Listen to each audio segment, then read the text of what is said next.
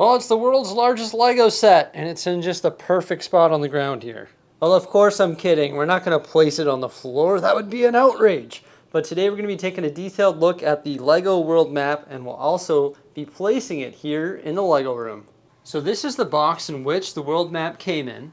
You can see the piece count in the bottom right corner here. It's 11,695 pieces, set 31203.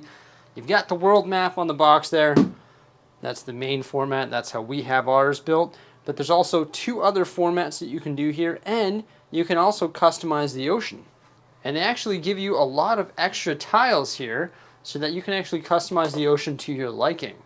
Different than the other Lego art sets, you also get this color grid right here. And this is going to help you identify which colors are affiliated with each number when you're flipping through the instruction manual. Personally, if I was doing something like this here, I would just build this map only using the white studs, and then I would fill in the sea with your own custom design. I think that would be easiest, although that thing is massive, so you need a giant workstation. Now we're actually not done building ours yet. You also get all of these cone elements here, which can be used as markers to mark where you've been in the world. So how big is this set exactly? It's huge. It's 41 inches or 104 centimeters wide and 26 inches or 66 centimeters tall. It comes with 40 of the 16 by 16 stud Technic panels. It's massive. You need a big spot for it. Also, what makes it different than the other Lego art sets is it actually has a white frame. All the other ones have black frames. I like that. Made it a little bit different, and it really pops. To tell you the truth, this was actually one of the more difficult art sets to build, believe it or not, because this ocean, the colors of it are very, very sporadic. So it's not like you could go through and do all your blues and greens and yellows. That's usually how I would build art, is do one color at a time. However, this one, I had to do it line by line just to make sure that we didn't get lost amongst the sea of colors. Even when you look at the backside of this thing, it is pretty impressive. You can see all 40 of those 16 stud by 16 stud Technic panels. And it really just shows off the size of this beauty. So how do you hang this thing? I'm going to show you how to do that in this video, but it's got the large sort of picture hooks right here on the back side. And it's pretty heavy, so hanging it with the right material and the correct way is very important. And I've hung a lot of art here in the Lego room, so I've got a pretty good system. And I'm going to show you how to do that right now. Also, Jose and I are going to mark all the places in which we've been in the world. And I'll show you that as well when we get it hung on the wall right here. So Tico, personally, when I hang large art sets like this here, I use drywall anchors. Because these drywall anchors can hold up to 30 pounds. Yeah, definitely a lot better than using your standard picture hooks. In fact, I don't even use the standard picture hooks for the regular sized art sets. I use command strips, 2 of them. But this one here requires drywall anchors because it's huge. Tico, it's the world's biggest Lego set. Wow, world's biggest art set, we'll call it. But you can see that I got my drywall anchors positioned here, perfectly level, and about 1 foot down from the ceiling, which will make this thing sort of centered on the wall and look really good.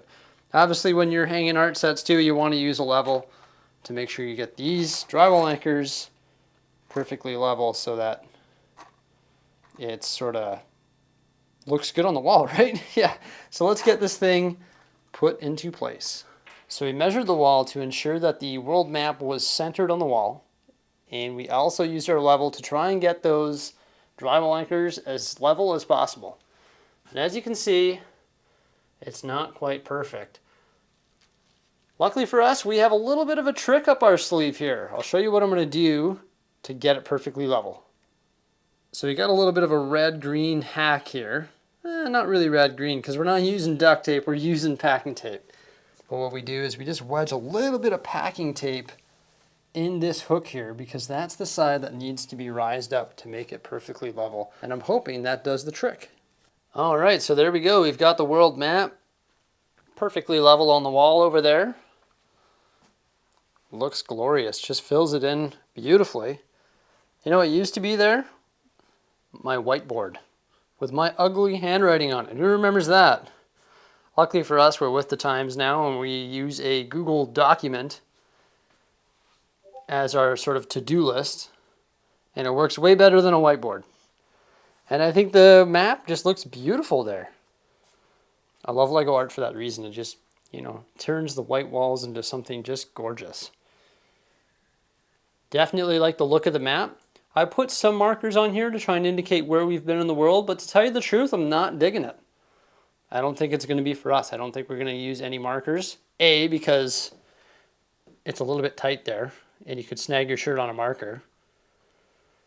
B, because I just don't think that it's the right scale or doesn't have enough places to put studs, if you will. Because if you had a real map that was like laminated and it had the countries on it and you could put little thumbtacks or little pins into the places where you've been, it works a lot better than this Lego map. I just don't think it looks good. Like when you try to mark Edmonton and Calgary on there, they're just close together. You don't really know what they indicate. When you try to put two places on Mexico, a little bit difficult, right? So I don't think we're going to mark it. I don't know. It's just not going to work for us. I think there's better solutions for that than this particular world map. So we're no longer going to do that, but I've been to, I've been to Scotland, I've been to Cambodia, I've been to all places, like a bunch of places all over the States, but it'd be weird to put a bunch of markers on there, and I think it would ultimately take away from it in the end. I don't know, just my opinion. But it definitely looks really good here. And the nice thing is we actually have some extra space above it, below it, and on either side.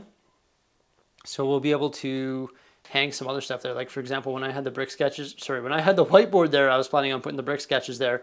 Maybe we could do that. Or maybe that will take away from the map. I'm not sure. It does sort of blend in with our walls because our walls are white. So it just sort of blends right in. The frame, that is. I think that's actually a nice effect. It looks really good. We've got some more space here in the Lego room in which we'll be filling relatively soon, like over there and by the electrical cabinet. But yeah, we're really thrilled about the world's largest Lego set, aka the world map. Looks really good here in the Lego room. Are you guys going to get the set and mark where you've been? I don't know. I don't think I'm going to mark it where I think I'm going to take those cones off. I just don't think it looks as good with those cones. Let me know what you think by commenting below. Remember to like, subscribe, and stay tuned for some more great stuff. And thank you so much. We appreciate the view. Have a great day.